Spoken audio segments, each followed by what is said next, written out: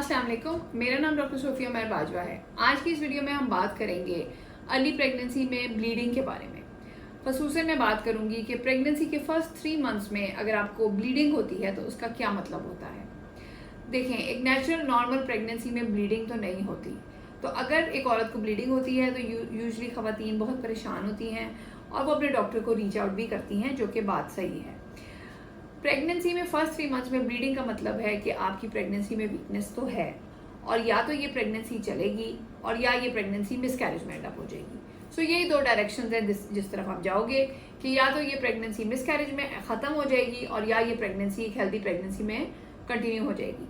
बहुत दफ़ा पेशेंट्स इस बारे में भी कंसर्न होते हैं कि अगर मेरी प्रेगनेंसी चल गई तो क्या मेरे बेबी में कोई नुक्स होगा, मुझे ब्लीडिंग हो रही है। तो इसका ये जवाब है कि अगर ये प्रेगनेंसी ठीक होगी तभी आगे प्रोग्रेस करेगी और ब्लीडिंग होने से बच्चे के अंदर कोई एबनॉर्मेलिटी पैदा नहीं होती।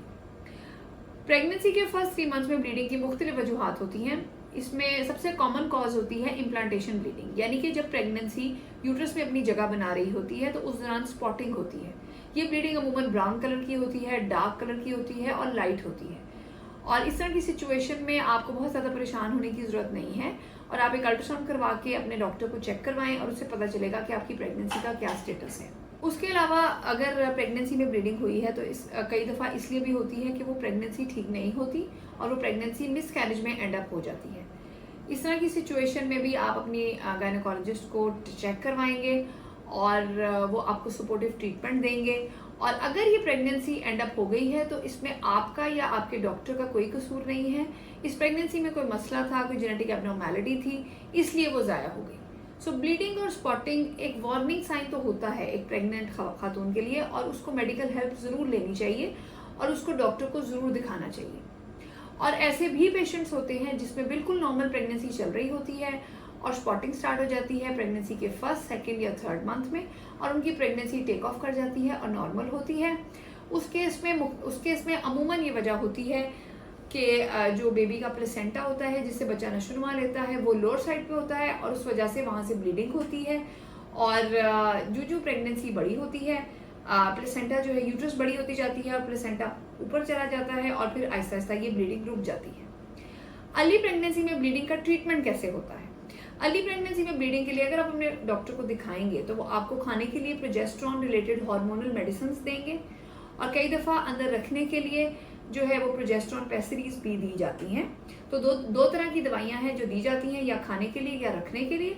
और उसके अलावा प्रेगनेंसी के लिए सपोर्टिव इंजेक्शंस भी लगाए जाते हैं जो कि प्रेगनेंसी को चलाने में हेल्प करते हैं। सो ये मेडिकल ट्रीटमेंट होता है जो आपको प्रेगनेंसी को चलाने के लिए आपकी डॉक्टर आपको देंगी। उसके अलावा रेस्ट होता है जिसके अंदर अगर ब्लीडिंग थोड़ी ज़्यादा है तो बेड रेस्ट या रिलेटिव ज़्यादा स्ट्रेनस फिजिकल एक्टिविटी से रेस्ट आपकी डॉक्टर आपको बताएंगे और हस्बैंड से मिलने का परहेज भी बताएंगे।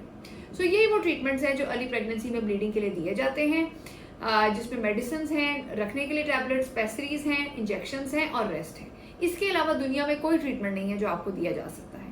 और इसके साथ अगर आपकी प्रेगनेंसी नॉर्मल है, नेचुरल है, ठीक है तो चल जाएगी और अगर प्रेगनेंसी में कोई डिफेक्ट है तो वो प्रेगनेंसी ज़ाया हो जाएगी। अब मैं आपके साथ अपने एक पेशेंट की वीडियो शेयर करूंगी जिसकी प्रेगनेंसी का 3rd मंथ चल रहा था और उस पेशेंट को काफ़ी फ्रेश ब्लीडिंग थी।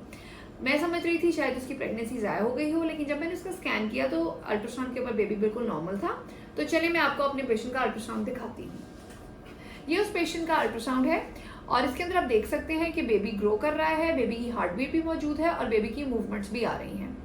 ये इंटरनल अल्ट्रासाउंड है, वजाइनल स्कैन है और इसके अंदर हमें नज़र आ रहा है कि जो प्लेसेंटा है वो यूट्रस के लोअर सेगमेंट में है और ये ज़्यादा चांस है इस वजह से कि इस पेशेंट में बहुत फ्रेश ब्लीडिंग थी।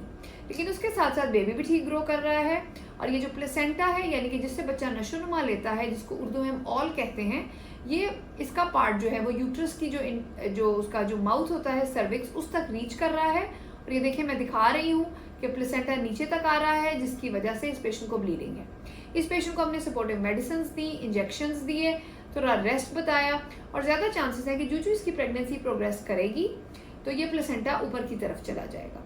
तो आज की इस वीडियो को मैं समराइज करती हूँ।